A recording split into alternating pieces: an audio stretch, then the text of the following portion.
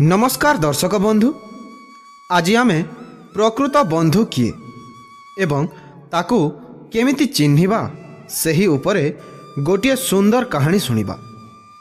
कहंती मनिषर समस्त संपर्क को भगवान आगरू निर्धारित करिथांती, किंतु बंधुता केवल एकमात्र एमिति संपर्क जहाँकि मनिष निजे निज पाई बाछि थाए। किंतु केमिति आमे गोटिए प्रकृत बंधु को चिन्हि पारिबा, आसंतु एही सुंदर कहानी माध्यम जानिबा।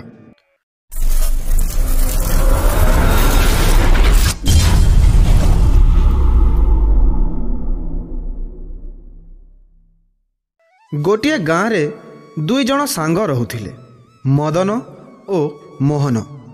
से माने सबुबेले सांग हुअंती। मदन टिके चालाक ओ चगला थिला, से काहारी को खातिर करू नथिला, किंतु मोहन शांत सरल ओ टिके डरुआ थिला।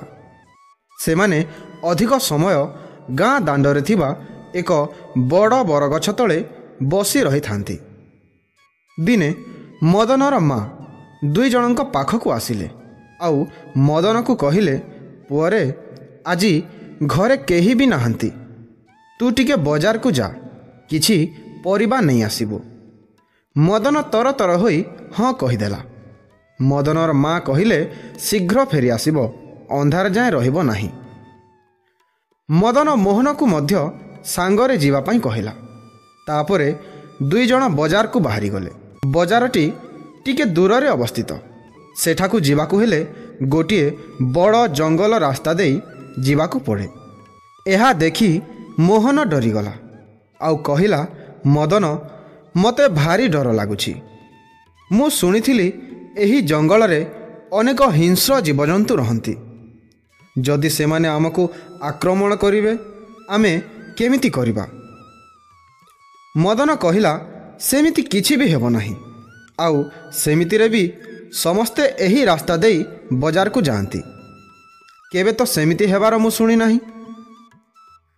एमिति कथाबार्ता हेई हेई सेमाने घंच जंगल भितरे एकुटिया जाउथांती।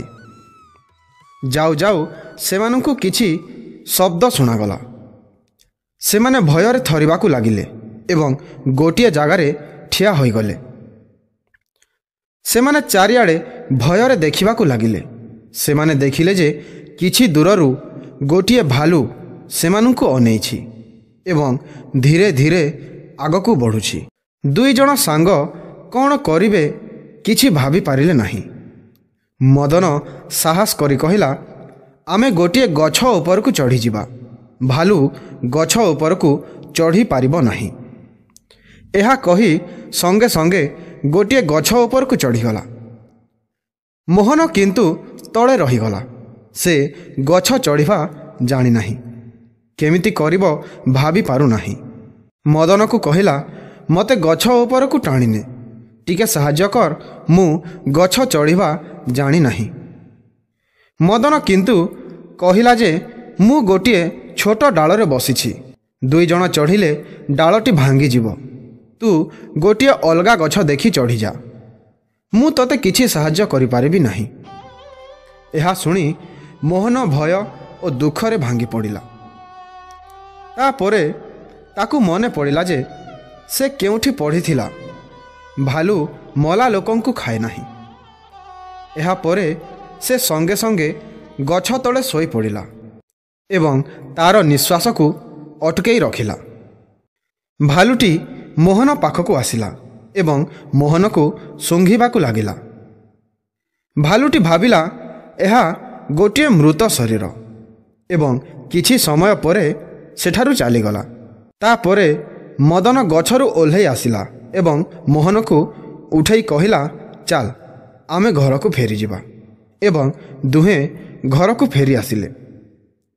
फेरिबा बाटरे मदन मोहन को पचारु थाए जे, मोहन भालूटी तोर कान पाखरे कौन सबु कहूथिला? मोहन कहिला, भालू मते कहूथिला जे विपदर बंधु ही असल बंधु। तो बंधुगण, आपण माने जानी पारिले तो कि जेते सांग हेले कि जेते निजर हेले भी ଯଦି ବିପଦ ସମୟରେ ସାଙ୍ଗରେ ନ ରହିବ ସେ ପ୍ରକୃତ ବନ୍ଧୁ ନୁହେଁ। ତ ଭିଡ଼ିଓଟି କେମିତି ଲାଗିଲା କମେଣ୍ଟ ମାଧ୍ୟମରେ ଜଣାନ୍ତୁ ଏବଂ ପ୍ରତ୍ୟେକ ସୋମବାର ସକାଳ 9ଟା ଓ ବୁଧବାର ସନ୍ଧ୍ୟା 4ଟାରେ ଗୋଟିଏ ସୁନ୍ଦର କାହାଣୀ ଶୁଣିବା ପାଇଁ ଚ୍ୟାନେଲକୁ ମଧ୍ୟ ସବସ୍କ୍ରାଇବ୍ କରି ରଖିଥାନ୍ତୁ। ଭିଡ଼ିଓକୁ ଶେଷ ଯାଏଁ ଦେଖିଥିବାରୁ ଅଶେଷ ଅଶେଷ ଧନ୍ୟବାଦ।